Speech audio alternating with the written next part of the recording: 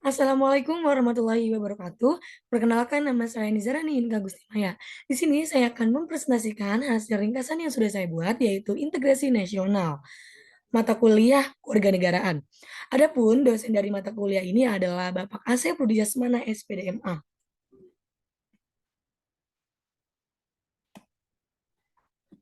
Makna integrasi nasional. Istilah integrasi nasional dalam bahasa Inggris adalah national integration. Integration berarti kesempurnaan atau keseluruhan. Kata ini berasal dari bahasa Latin integer, yang berarti utuh atau menyeluruh. Berdasarkan arti etimologisnya itu, integrasi dapat diartikan sebagai pembaruan hingga menjadi kesatuan yang utuh atau bulat, nation. Artinya, bangsa sebagai bentuk persekutuan dari orang-orang yang berbeda latar belakangnya, berada dalam suatu wilayah dan di bawah satu kekuasaan politik. Secara terminologi, dapat diartikan penggunaan kata sebagai suatu istilah yang dihubungkan dengan konsep tertentu. Konsep integrasi nasional dihubungkan dengan konsep konteks tertentu dan umumnya dikemukakan oleh para ahlinya. Jenis-jenis integrasi. Integrasi politik. Dalam tataran integrasi politik terdapat dimensi vertikal dan horizontal. Dimensi yang bersifat vertikal menyangkut hubungan elit dan massa, baik antara elit politik dengan massa pengikut, atau antara penguasa dan rakyat guna menjembatani celah perbedaan dalam rangka pengembangan proses politik yang partisipatif. Dimensi horizontal menyangkut hubungan yang berkaitan dengan masalah teritorial antar daerah, antar suku, umat beragama, dan golongan masyarakat Indonesia. Integrasi ekonomi. Integrasi ekonomi terjadinya saling ketergantungan antar daerah dalam upaya memenuhi kebutuhan hidup rakyat. Adanya saling ketergantungan menjadikan wilayah dan orang-orang dari berbagai latar akan mengadakan kerjasama yang saling menguntungkan dan sinergis. Di sisi lain, integrasi ekonomi adalah penghapusan atau pencabutan hambatan-hambatan antar daerah yang memungkinkan ketidaklancaran hubungan antar keduanya, misal peraturan, norma dan prosedur, dan pembuatan aturan bersama yang mampu menciptakan keterpaduan di bidang ekonomi. Integrasi sosial budaya. Integrasi ini merupakan proses penyesuaian unsur-unsur yang berbeda dalam masyarakat sehingga menjadi satu kesatuan. Unsur-unsur yang berbeda tersebut dapat meliputi ras, etnis, agama bahasa, kebiasaan, sistem nilai, dan lain sebagainya. Integrasi sosial budaya juga berarti kesediaan bersatu bagi kelompok-kelompok sosial budaya di masyarakat, misal suku, agama, dan ras. Pentingnya integrasi nasional. Integrasi diperlukan guna menciptakan kesetiaan baru terhadap identitas-identitas baru yang diciptakan.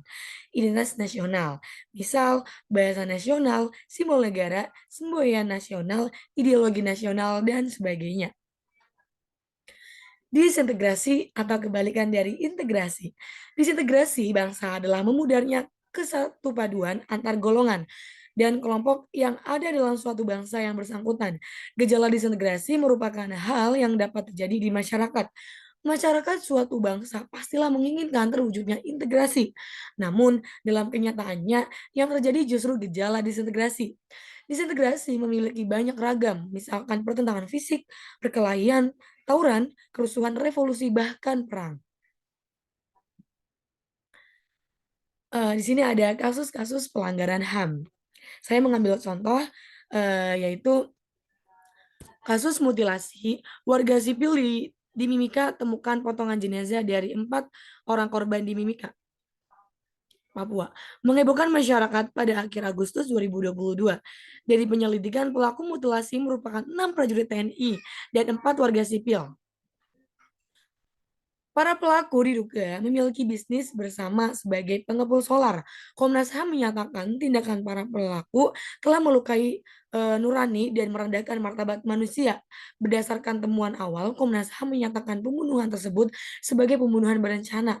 Selain itu, Komnas HAM juga menemukan adanya senjata rakitan yang dimiliki salah satu pelaku dari unsur TNI. Atas temuan ini, Komnas HAM meminta Panglima TNI Jenderal Andika Prakasa untuk memecat 6 prajurit TNI yang terlibat.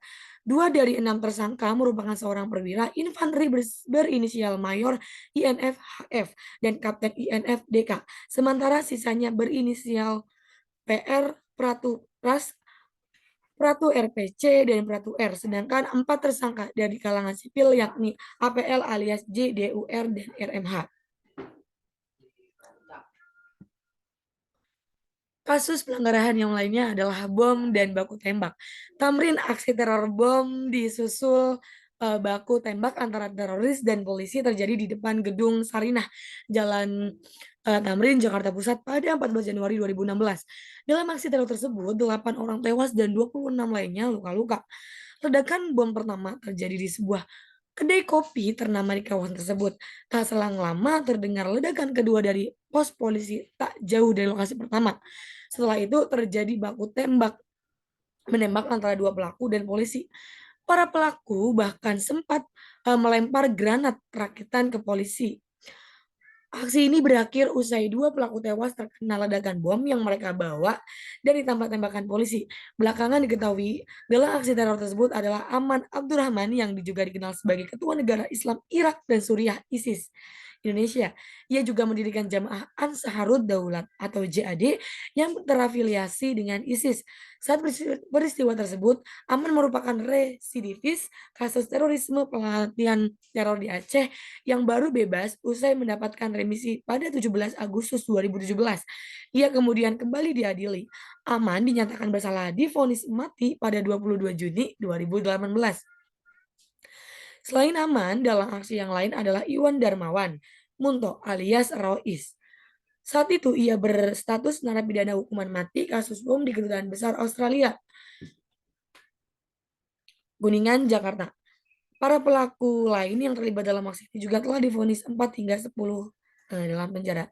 Itulah yang menyebabkan disintegrasi atau memudarnya integrasi nasional. Jadi integrasi ini berfungsi untuk menyatupadukan mulai dari suku, ras, agama ataupun perbedaan lainnya. Kita disatukan oleh Bhinneka Tunggal Ika yang berbeda-beda tetapi tetap satu jua. Inilah pentingnya integrasi bagi negara